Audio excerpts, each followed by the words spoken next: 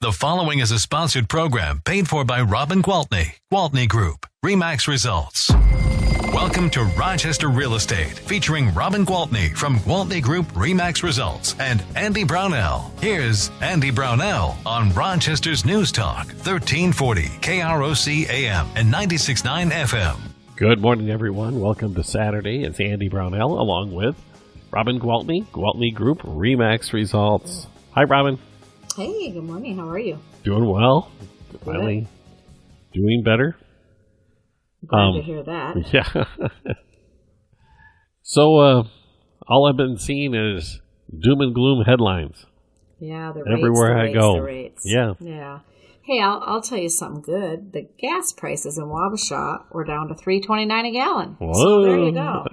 Yeah, I always use that price at the pump as an indicator of just what's going on. You know, it seems like when those gas prices start to go high, everything just starts to fall apart. But when they start to come down, everything just kind of evens out. I think it's it'd be interesting to see if somebody's ever written a piece about that.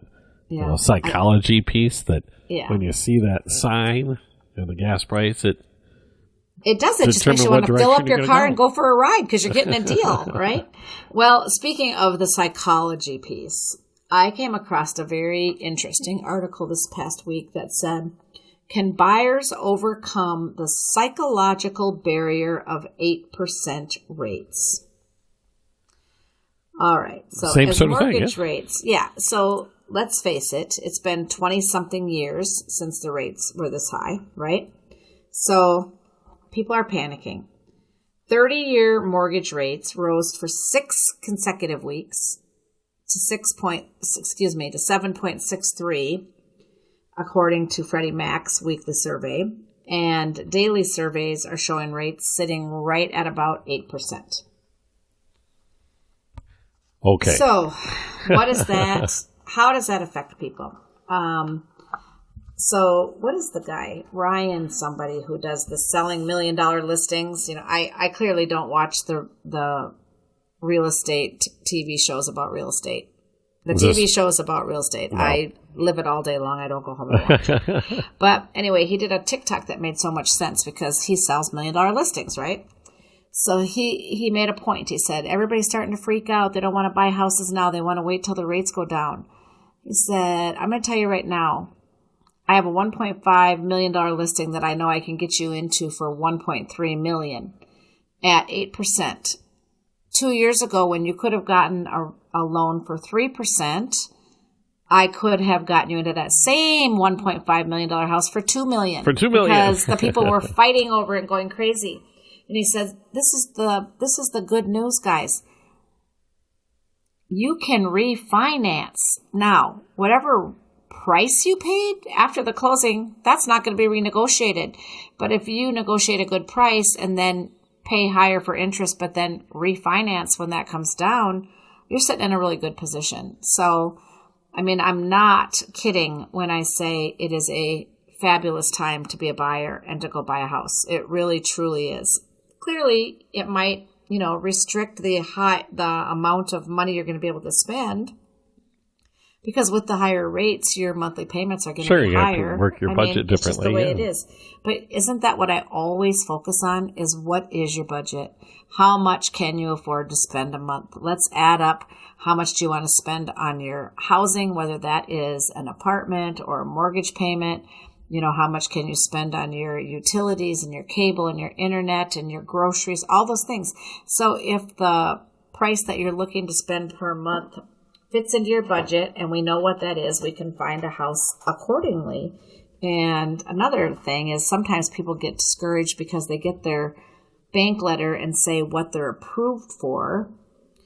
And then they see that chunk, what that payment's going to be, and they're like, oh my gosh, I don't want to have that big of a house payment. Well, guess what? Just because you're approved for $500,000 doesn't mean you can't go buy a $350,000 house. So don't get too, fixated on that either. A lot of people feel better about spending less than they literally get approved for.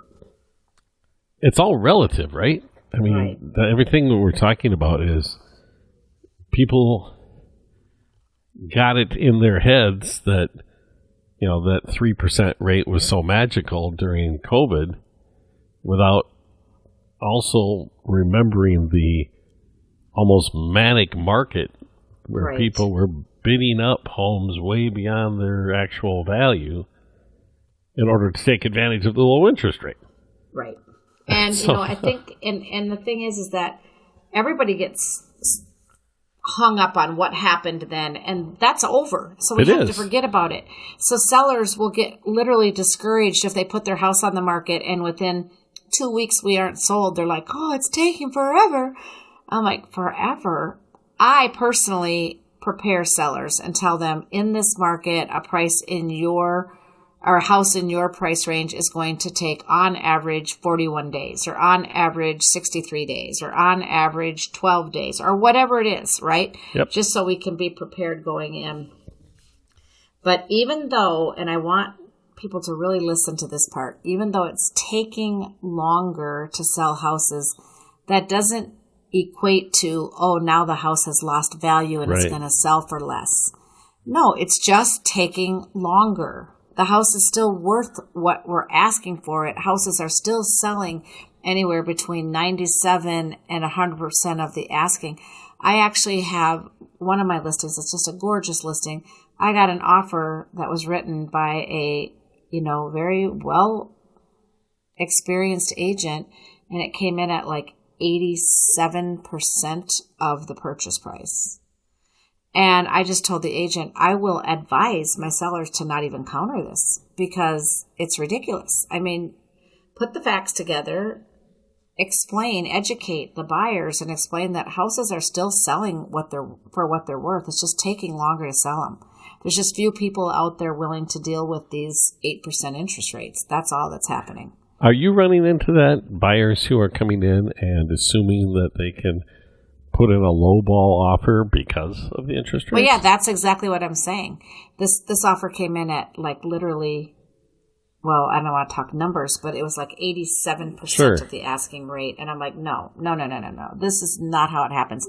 So I make sure that my team we have the facts. We have all of the data. And we tell them, listen, houses are still selling for 97% of what they're listed for, 98%, 99%, some of them 102%, okay? Just depending on how well it was priced and what the competition is for that particular house at the time. But we're not seeing houses selling for 10% less than their value just because the rates are high. No, because you're still dealing with a demand that exceeds supply. And if you're one of those people that are sitting out there and you're waiting for house prices to drop before you buy, I'll say this again. Prices are not going down. Prices continue to go up. Granted, they're going up at a slower pace. Thank God, or pretty soon nobody would be able to afford a house. I mean, remember when we were talking about houses in like Scottsdale, Arizona and Austin, Texas going up by 33% year over year, 35% year over year. I mean, thank God we're not dealing with that. So, I mean, houses are still going up between, I think on average, 3.5% to 5.5% per year in Rochester. So it's not like growing by leaps and bounds, but I'll tell you what, when those rates drop, those prices are going to just, again, boom, go way up, because for every 1%, remember, I'm going to see how good you listen, Andy, for every 1% that the interest rate drops, how many more buyers come back into the market? Oh, see, now you're testing me. 1 million. 1 million buyers nationwide come back into the market when the rates drop by 1%. And if you listen to the guys over at Rocket Mortgage, they honestly believe that by the end of 2024, rates are going to be all the way back down to like 4.5%. So add it up. That's another 4 million buyers. Yeah. And when we get just this pent up, these pent up buyers that are just chomping at the bits, waiting in the wings, like, okay, I want a house. I can afford a house. I'm pre-approved, but I want to wait till I get a better interest rate. Trust me when I tell you now is the time, because you can always refinance. Don't wait until everybody else is back out there as well And if you don't believe me, just talk to one of your friends or colleagues that was a buyer during that frenzy and ask them how much fun it was. Yeah. Well, it's one of those careful what you wish for things, isn't it? Yeah. It can be stressful. If you really want those rates to get back down there and then get back into the marketplace, you're going to be dealing with, the 5, 6, 10, 12 offers per property, skyrocketing prices, the whole works. I was so excited this past week because I had some out-of-town buyers come in and we looked at some homes. And the one that they liked was very, very nice house, a split level, 4-bedroom, 2-bath, remodeled, nice backyard, very nice house. And it was, in my opinion, priced very well. And so they asked me what I thought of the price. And I said, I think the price is very, very good. I think the agent did a great job of pricing it. And here are the comps that I pulled. I can show you. And they said, okay. They said, well, is it all right if we ask for closing costs? I go, well, you can ask for anything you want to ask for. Worst case scenario is they're going to say no, or maybe they're going to come back and say they'll pay half. So we asked for 3% closing costs. So now we're talking about offering 97% on what I considered a well-priced home. And sure enough, the seller agreed to it. And I think what happens is sellers are just sitting there and they think, oh my gosh, my house is never going to sell. And I didn't represent that particular seller, so I don't know what their motivation is. Sometimes they've taken a job out of state, or maybe, there's just different things that'll make people more motivated, right? But anyway, and then to top it off, our offer was contingent upon an inspection. And we came up with like 5 inspection items, just safety items like smoke detectors and CO detectors and loose railings, missing handrail, no GFCI. I mean, nothing big ticket, But again, it's nice to be back in a market where you can say, hey, this isn't quite right. This isn't safe. This isn't up to code. Can you please fix these things prior to closing at your expense? And yes, of course, they said they will do it. So again, perfect. Such a great time to be a buyer. Oh, really good time to be a buyer.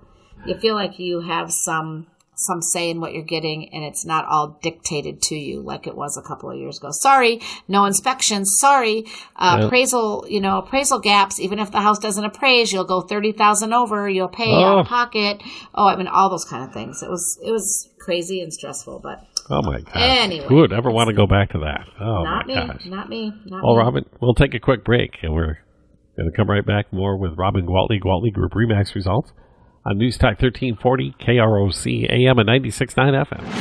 We'll be right back with Robin Gwaltney and Andy Brownell on Rochester Real Estate. This is News Talk 1340, KROC, AM and 96.9 FM. Welcome back to Rochester Real Estate with Robin Gwaltney from Gwaltney Group RE/MAX Results and Andy Brownell on Rochester's News Talk 1340 KROC AM and 96.9 FM. Welcome back, everyone. Robin Gwaltney with Gwaltney Group RE/MAX Results for our every Saturday chat about every the real day. estate I wish every day was Saturday. Wouldn't that be awesome? It's on my mind, apparently. Oh, dreamers. What's frustrating to me about the psychological aspect to this is it is all based upon what you have known, and you're talking about 20 years ago. It's been since rates were this high, and I remember the housing market 20 years ago. Oh gosh, you and I both. And it was on its way upward, very, very strong upward movement as we entered the mid 2000s. It got a little crazy there, in fact. So it's a little weird that that the perception is the way it is now, when 8% really isn't all that high of an interest rate, is what I'm trying to get at. People are really listening, because I will tell you that. And I mean, some of them aren't being just bullheaded. Some of them are like, well, geez, now we really can't fit this house into our budget because for this price, for this payment, and we're paying more for gas and more for groceries and more for, everything has gotten very expensive, right? So some of them are really holding off because they just really can't swing it right now. So, it will be nice for those folks when the rates do come down, but guess what? Rent isn't getting any cheaper. No, either. you're still paying somewhere. And when you're paying that, it's just out the window, just crazy out the window. So, brighter days are ahead for sure. And it's going to be crazy again. And we're going to be sitting here saying, oh, wasn't it just that? Just last year we were saying how things were slow.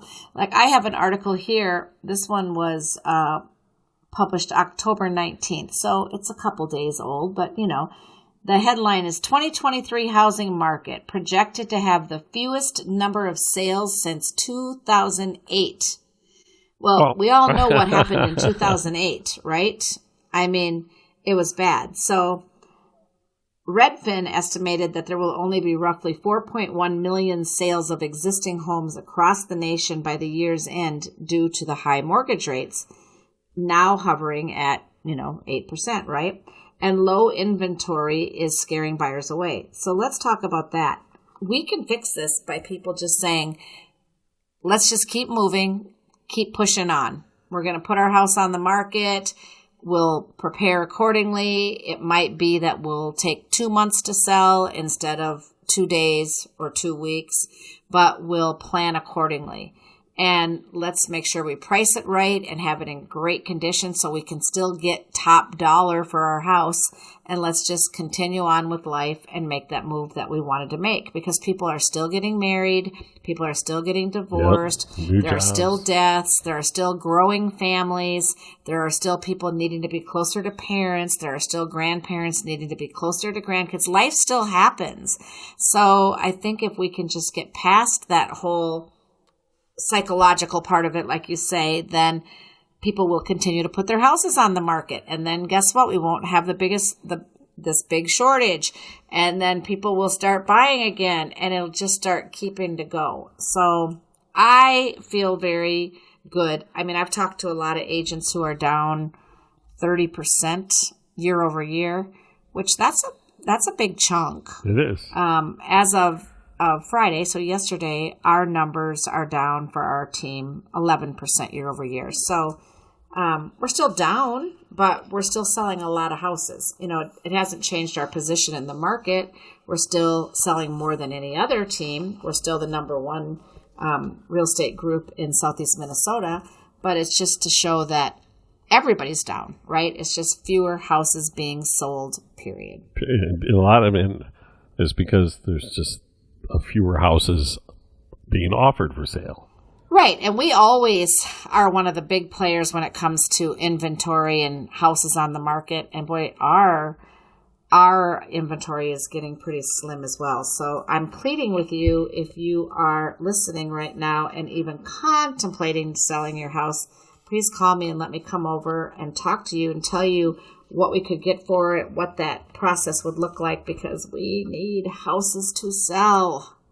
So when you talk to the buyers who are out there now, what are the features that they're looking for? What are the things that people love their pets? People love their pets. I will get a lot of people that will say, I need a yard that is already fenced, preferably, or one that can be fenced if it's not already fenced.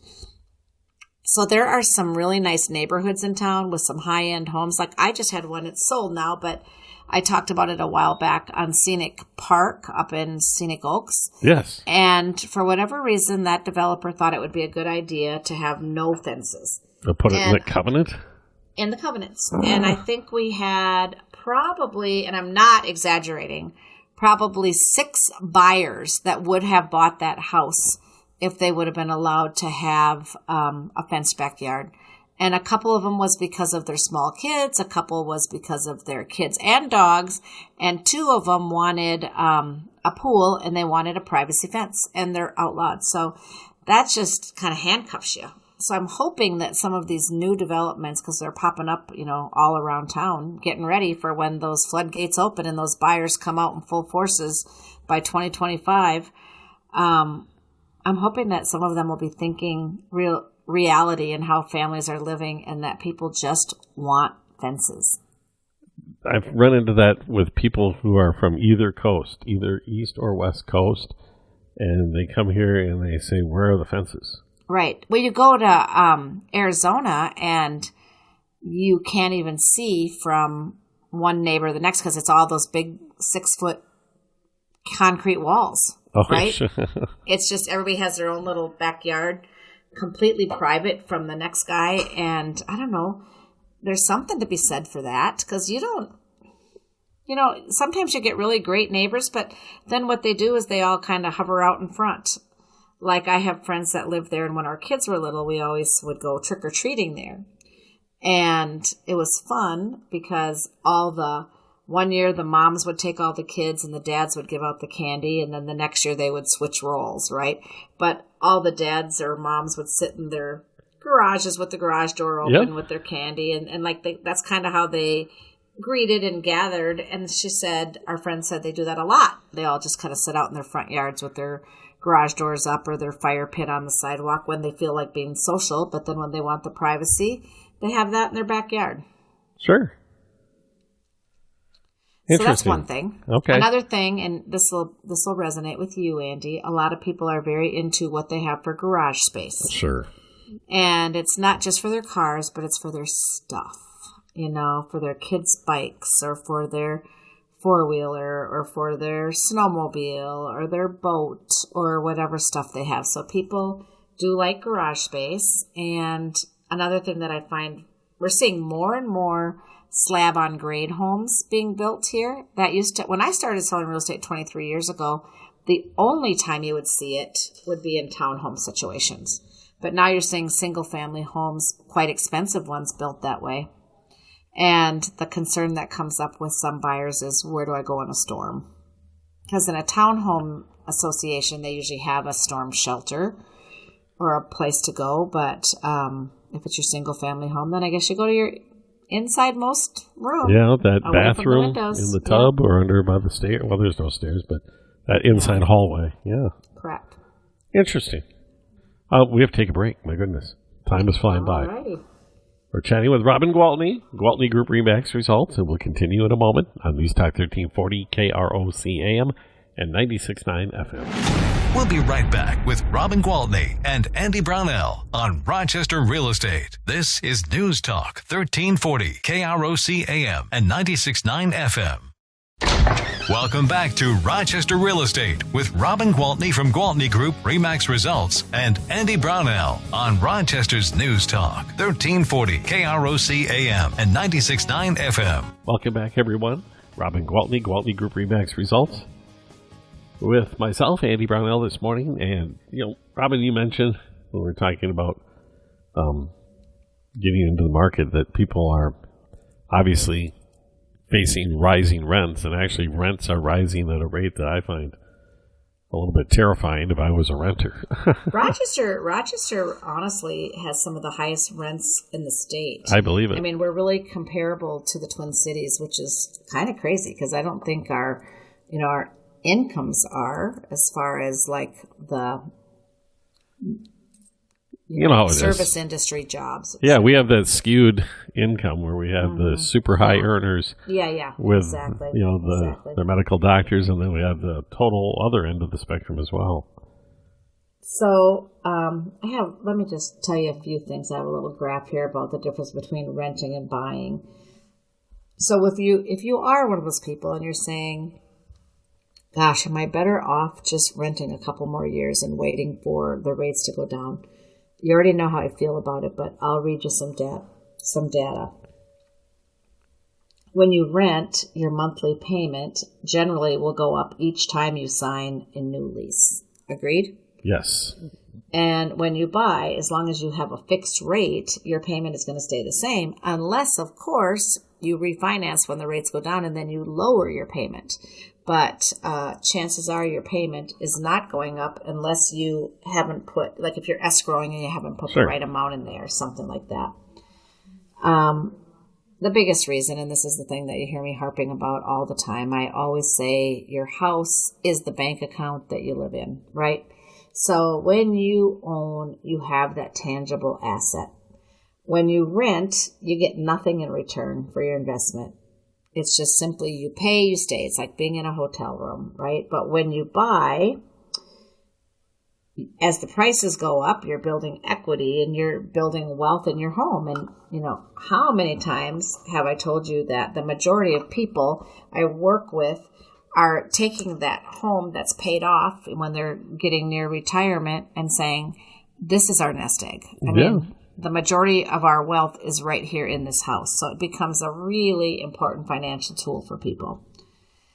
And then again, when it comes back to growing the wealth, as you build that equity through the years, you're giving your net worth a big boost. But if you're renting, guess what? You're not saving any money because you're just paying down on that rent payment. And even the people who don't have extra money to put into a savings account when they own a home, making your mortgage payment is the same thing as depositing into a savings account, which is why I say that house becomes the bank account you live in, because truly you are building your wealth as you're paying down the debt, because once you own it, it's yours, and now you've got a great big savings account.